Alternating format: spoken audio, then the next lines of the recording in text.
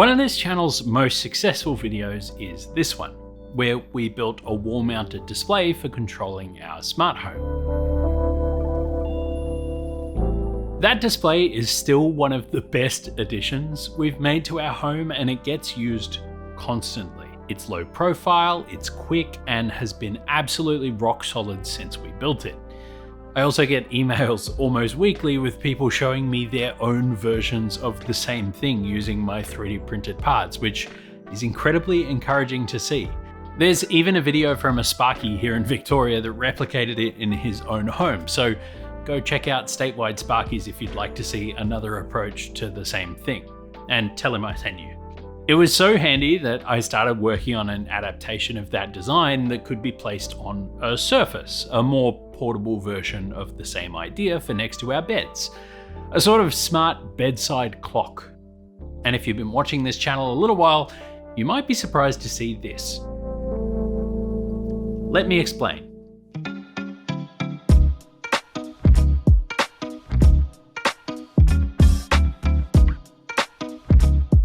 When our little one came along, I refused to buy an off-the-shelf baby monitor.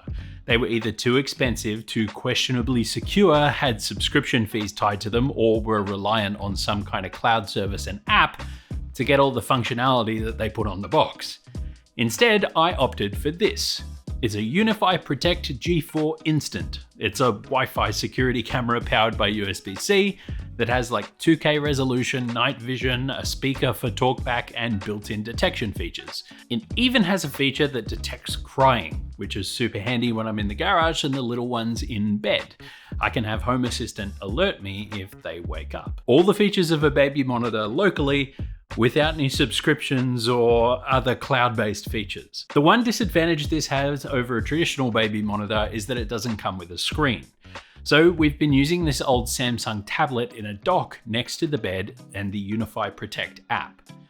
Combined with a couple of tweaks to keep the screen awake as long as the tablet is charging, this has been a great way over the past 8 or so months to have a baby monitor without having to buy a baby monitor. However, this screen solution has its downsides.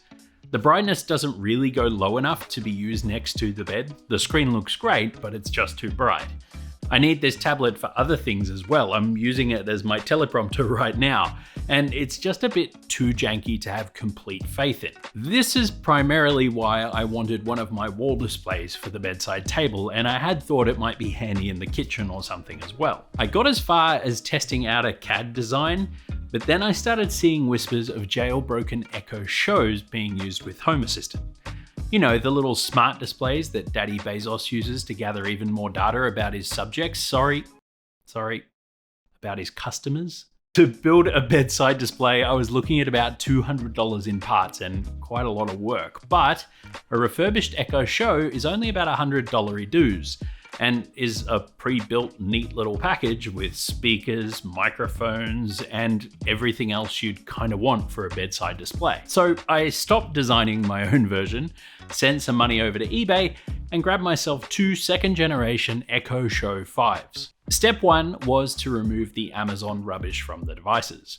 The actual jailbreaking process is incredibly straightforward thanks to the guys that figured out how to do all this, and I'm not going to rehash the process here. I used videos from Mark Watt here on YouTube and implemented a bunch of the tweaks that Derek Seaman outlines in his blog post. The resources will all be linked below. Go show them some love if you do this as well. Essentially, we're installing a new Android operating system called Lineage OS on the Echo. This replaces Amazon's Fire OS and allows us to do kind of whatever we want with it. This took me about an hour to figure out on the first one and about 20 minutes on the second one.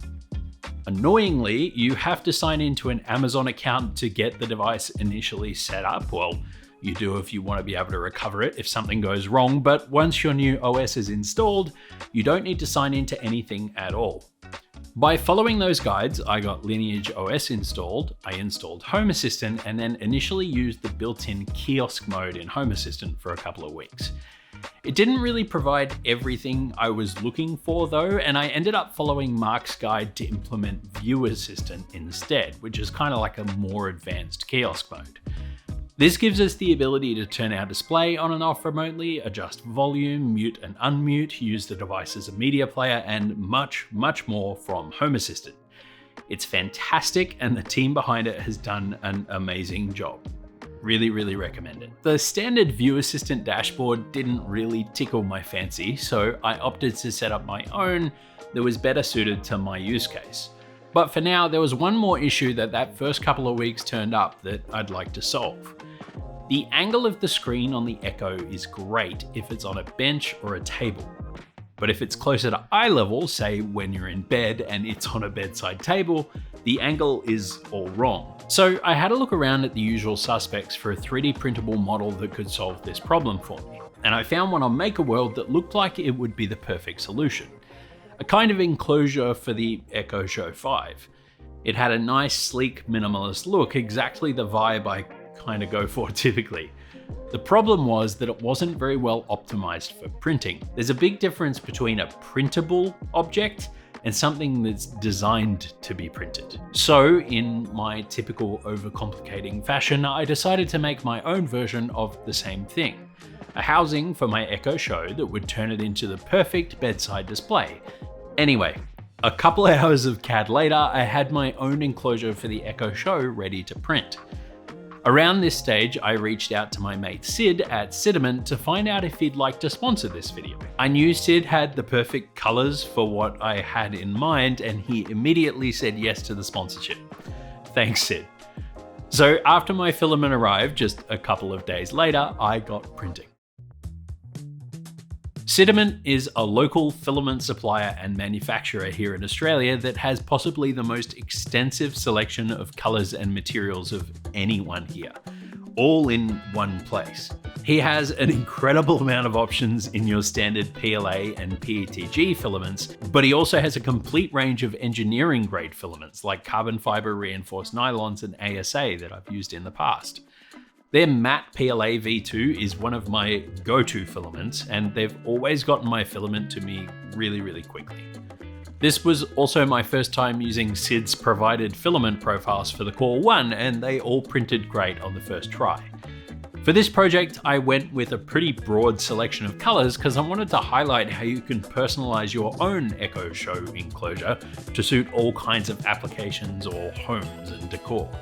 For the rest of the video, I'll pop the name of the filament in the bottom left-hand corner so you can get the exact combos I've shown here if you're so inclined.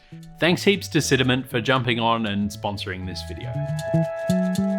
Now, yes, the 3D printed enclosure is not entirely necessary, but I think it does improve the usability of the device quite a lot. And I think it's important for things that you're going to look at as often as you would a clock to be aesthetically pleasing and even interesting to look at.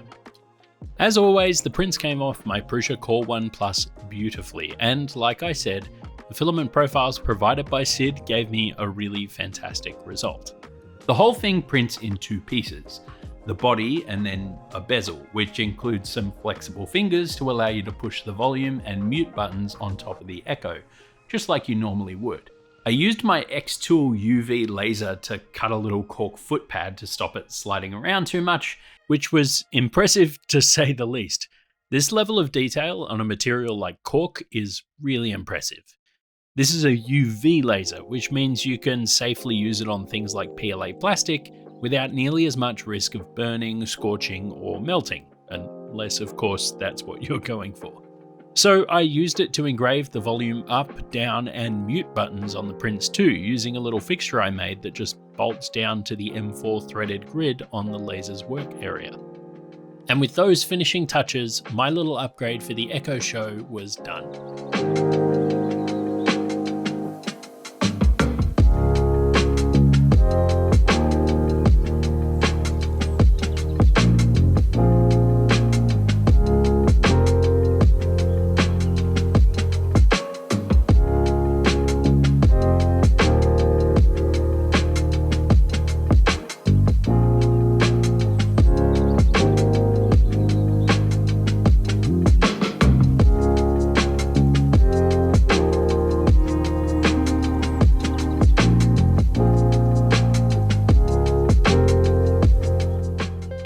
want one of these Echo Show enclosures but don't have a printer yourself, I've got them listed on the Stockpot store to purchase as well, with some options for different coloured bezels to suit your vibe.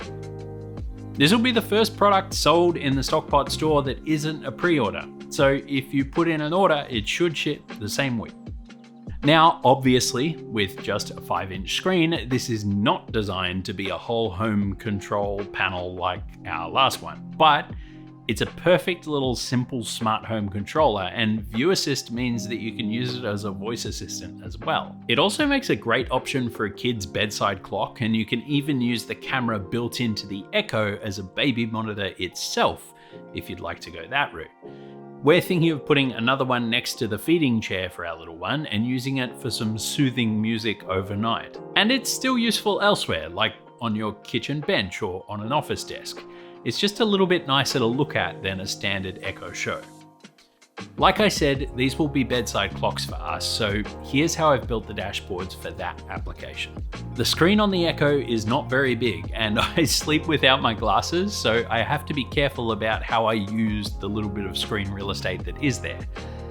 For the homepage, we obviously have the time and the date, and then we have the current weather forecast underneath it. Nice and simple. And then I use the navbar card from Hacks. It's a really tidy way to navigate around a dashboard, and I'll take you through all those views in just a moment. The navbar card also has a really handy little media player widget that'll appear when the media player connected to it is active, so that we can play and pause music directly from the display. Now, obviously, first up is our baby monitor. This brings up a panel view of the camera in the baby's cot. A panel is just a single card view. I'm using the advanced camera card from Hacks for this.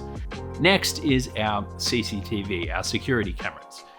I'm using the advanced camera card here to have all my security cameras available to be scrolled through. This is kind of for the classic "what the hell was that noise" checks that help put the mind at ease at night. Just be aware that the Echo might run into some performance issues with more complex dashboards and lots of camera cards. My Pi-based wall display does way better with lots of video feeds, though the Echo does hold up admirably with this setup. Next, we have the air conditioner controls, which honestly are a bit of a mess at the moment. They don't look great, but they do the job. And there's a quick access button for switching on and off the downlights in our bedroom. So when I forget to switch them off before getting in bed, I don't have to grab up my Home Assistant dashboard. Now, if you're a subscriber or even just a regular viewer, get subscribed. You're probably wondering why I went this route instead of building it myself out of an ESP or Raspberry Pi or something like that. Normally, I'm pretty staunchly opposed to buying instead of building something. Well, the only thing I hate more than big companies trying to make their customers the product is e-waste. These second generation Echo Shows are 5 years old now and are no longer made. Say what you will about these massive corporations selling cheap smart devices for nefarious purposes, they do manage to build them at incredibly low prices. It's almost like they can offset the cost with the information they can glean from them over time. I'm not giving Amazon any money for their product, and I'm not using any of their services. All I'm doing is repurposing hardware that could have otherwise ended up in the bin. So if you're looking for a cheap touchscreen dashboard for Home Assistant, check out the Echo Show. It's a legitimately excellent option. And let me know in the comments below how a small screen touch display like this might be helpful in your smart home. And there has to be a thanks given to everybody that figured out how to get into these little devices. I really hope this helps ensure that they remain useful for years and years to come. If you want to make your own little 3D printed enclosure for your Echo Show, you can get the free files over on Printables, or you can buy one pre-printed from our store. If you like this video, leave it a like. If not, let me know why. Thanks a lot for watching. I'll catch you next time.